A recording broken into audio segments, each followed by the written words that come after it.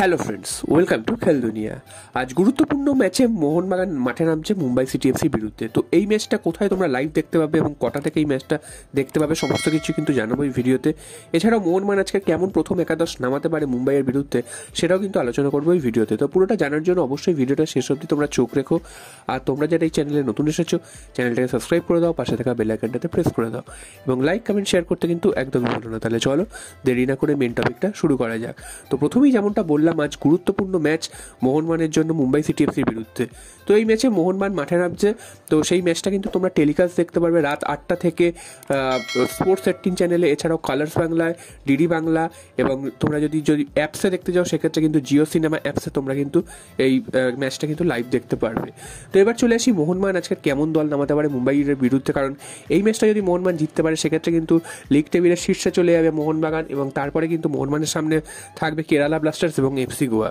তো এই ম্যাচ দুটো হোম ম্যাচ। তো মুম্বাইয়ের বিরুদ্ধে অ্যাওয়ে ম্যাচ যথেষ্ট কঠিন ম্যাচ হবে মোহনবাগানের জন্য, এবং মুম্বাইয়ে যেই স্টেডিয়ামটা খেলা হয় সেই স্টেডিয়ামটা কিন্তু খুব একটা বড় নয়, তাই সেখানে যে খুব বেশি গোল হবে সেটাও কিন্তু নয়। তো এই ম্যাচে মোহনবাগান এরকম দল সাজাতে পারে, কারণ মোহনবাগানের কাছে কিন্তু অনেকগুলো প্লেয়ার ফিরে এসছে চোট সারিয়ে। তো সেটাই তোমাদের কালকে আমি জানিয়েছিলাম। তো মোহনবাগান কিন্তু গোলে বিশাল কায়েতকেই রাখবেন। এছাড়াও ডিফেন্সে থাকবেন হেক্টর ইউস্তে, সুভাশিস বোস এবং ব্র্যান্ডন হ্যামিল। একটু ওপর দিকে থাকবেন দীপক টাংরি। মাঝমাঠে থাকবেন হচ্ছেন ভুকো বুমো এবং অনিরুদ্ধ থাপা। দুটো উইংয়ে খেলবেন মনভীর সিং এবং লিস্টান কোলাসো। একদম উপরে থাকবেন আরমান্দো সাদিকুর সাথে হয়তো কিয়ান নাসিরি বা জেসন কামিংসের সাথে কিয়ান নাসিরি। তো এইরকমই কিন্তু দল সাজাতে পারে জোয়ান ফার্নান্ডো। তো এই দলটা কেমন তোমাদের মনে হয়? কারণ অনেকদিন পর কিন্তু প্লেয়াররা সব ফিরছে, এবং সাহাল আব্দুল সামাদ পরে নামতে পারেন সাবস্টিটিউট হিসেবে, তিনি কিন্তু মাঠে দেখতে পেতে পারি, কারণ তারও চোট কিন্তু সেরে গেছে। যদিও ফার্স্ট 11 হয়তো তিনি থাকবেন না, সাবস্টিটিউট হিসেবে তিনি নামবেন। মনভীর সিং আজকে প্রথম থেকে খেলতে পারেন। দিমিত্রি পেটাটসকেও কিন্তু আমরা প্রথম থেকে দেখতে পারি, যদি না পরে কোচের সিদ্ধান্ত বদল হয় সেক্ষেত্রে কিন্তু আমরা দিমিত্রি পেটাটসের সাথে কিন্তু আরমান্দো সাদিকুকে আমরা দেখতে পেতে পারি। তাহলে কিন্তু মোহনবাগান কিন্তু আমরা দেখেছিলাম দিমিত্রি পেটাটস, মনভীর সিং গতদিন নামার পর কিন্তু মোহনবাগান দারুণ একটা ছন্দে ফুটবল খেলেছিল।